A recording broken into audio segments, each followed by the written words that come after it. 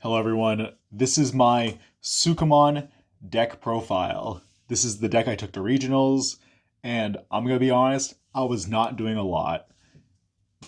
Did not do well. If you're looking for a winning profile with Sukamon, look elsewhere.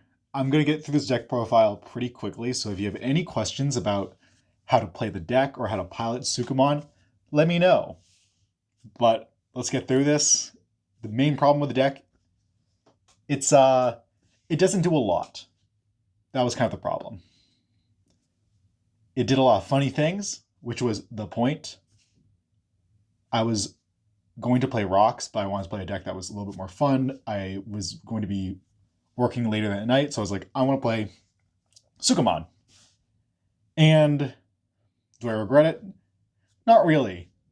I will say the previous deck profile that I made on this channel is a better deck profile. So without further ado, let's get into the deck. All right. So we're starting off with the Chumons. The inheritable effect is on deletion. If this Digimon had Sukamon or Etemon in its name, you may play one Chumon from the trash suspended without paying the cost. Basically, if one of my Digimon with Sukamon dies on my opponent's turn, the on-play effect of this Chumon activates. So if it's your opponent's turn, I may reveal 3 cards of my deck and play one Sukamon, and then trash the rest. So this Chumon basically is a way for me to cheat out my King Sukamon. I only ran 2 of those, or play out more Sukamons in general. Not a bad card. When I remake the deck, which I definitely will, this guy is staying in it. Next up, we have the Black Chumons. When I was playing these, they weren't doing enough. Maybe I wasn't using it. Maybe I wasn't using it the best way to, grab my King Sukamons back from trash. But same inheritable effect as the other Chumon. But this one basically says pitch a Sukamon or Etemon and grab a Sukamon from trash. Don't worry, I still like Sukamon. I gotta get to bed. My girlfriend's waiting for me. We're gonna watch some Welcome to Dairy. And yeah, okay, here's Chikurimon. I should have been playing 2 of these guys. Heck, 3. But, c'est la vie. 3 Ukomons. Again, easy search. Gives my deck the speed. Should have been running 4 and one of the promo Ukomons. But, whatever. Then, 2 of these Agumons. Start main phase. If your opponent has a Digimon, gain a memory. An inheritable effect. When attack target is changed, gain 1 memory. Generically good card. I would want to run more rookies in hindsight. Or maybe I wouldn't, depending on the deck. Don't worry, I will be playing more poop. Next up is the poop. It's the level 4s. It's all poop. So we're going to slam down 4 Platinum Sukamons, 4 Searcher Sukamons. Platinum Sukamon on deletion, de-digivolve. Very good card. Was actually useful in my matchups. Searcher Sukamon, searching good. Also pitching things into your trash. Generally cool and based. The inheritable is what you want. The inheritable will be the foundation for the next iteration of this deck. And if you want to talk about Ruin Mode, I'm not going to talk about here. Read Ruin Mode, read this inheritable. I will be abusing it. The inheritable is, and I'll bring it up to the screen. Come on, focus. Come on. There we go. When this Digimon would be deleted by deleting one other Digimon with Sukamon in its name, prevent that deletion. That includes Sukamon on your side of the field and the Sukamon on the opponent's side of the field. If you have turned them into a Sukamon using the Suku's Curse or King Suka ability, you can delete one of their Sukamon. It's really cool and important. I would probably keep the same ratios, maybe drop one of these for a Targetmon. That actually, I would definitely want one of Targetmon. This does nothing against Royal Knights, as you'd imagine, but it's a nice inheritable to have. And then I'm running 3 of the Security Sukamon. After Security Battle, you get to play out a Sukamon. This Sukamon. Not a Sukamon, but this Sukamon in particular. Useful card for swarming the board. and providing some protection for those inheritables. Next up, we got the level 5s. We got our boy King Sukamon. I wish I was running 3, but I wasn't running 3. Wanna know why? Because I only had 2 Alt-Art King Sukamons. After this, I'm actually going to buy 2 more. Because TCG Player is doing that Black Friday sale, and I'm trying to stock up. Next up, we got 2 Taunt Etemons. This is the EX5 Etemon. I'm not going to go into its effect. Basically, it forces your opponent to attack, and it's great for ace baiting. I just like this card. It's beautiful. Also, its inheritable allows you to play out cheap Sukamons for free. That is important for having protection. On top of that, we have the Alliance Etemon, where it has Alliance and an inheritable Alliance, and I get to pay 1 during my main phase to play a Sukamon or Chumon or CS trait for free.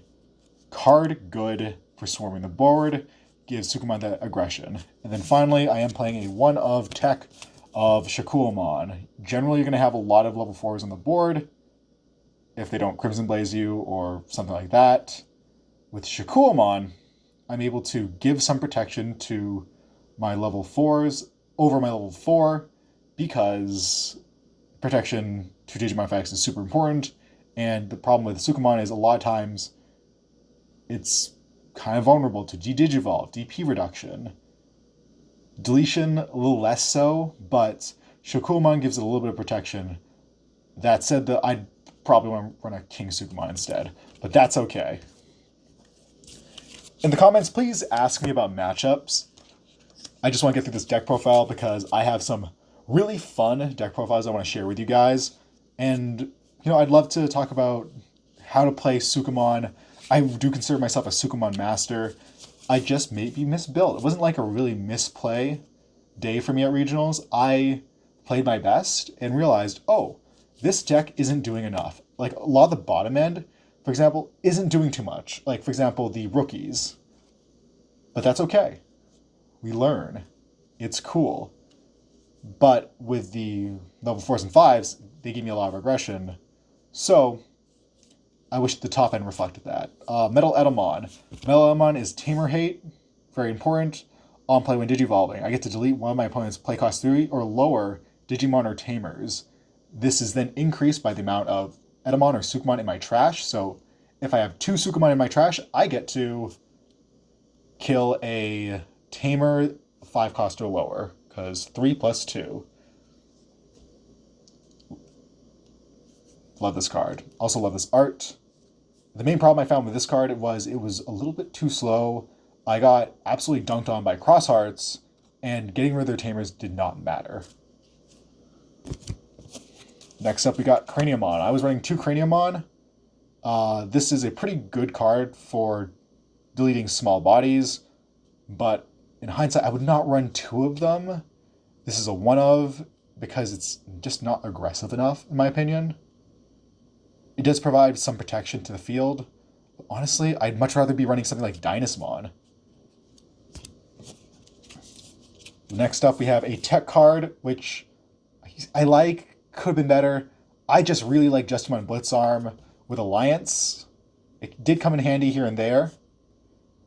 And being able to pop someone else's options, super cool. But for this deck, it being a mono black, very so-so. I do like it though. Maybe I'll play a Justice Poop deck and tell you guys how it works. Otherwise, Shao Sarafi, 2 of them. Good card for this deck. Fantastic card. Very good. And then Ruin Mode. This did come up.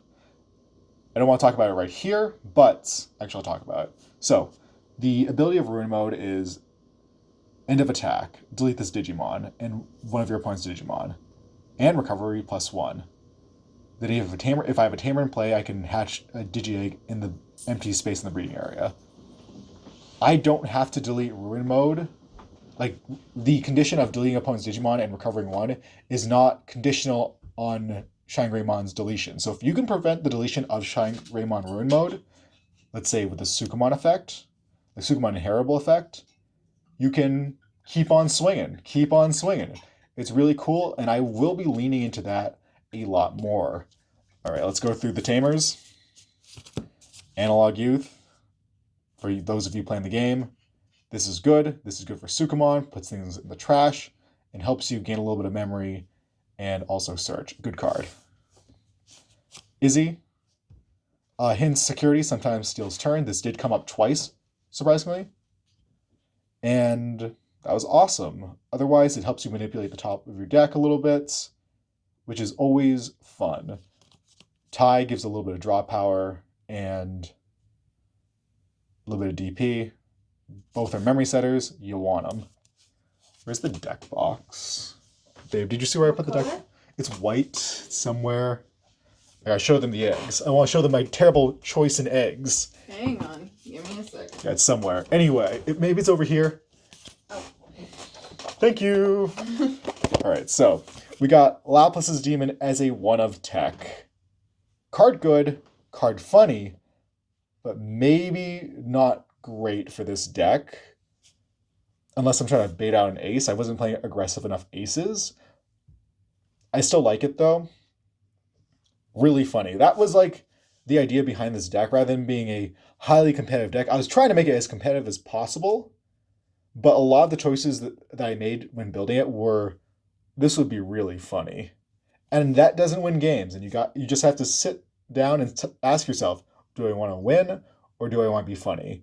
And at regionals, people are less amused. Because I will tell you, I was in the trenches.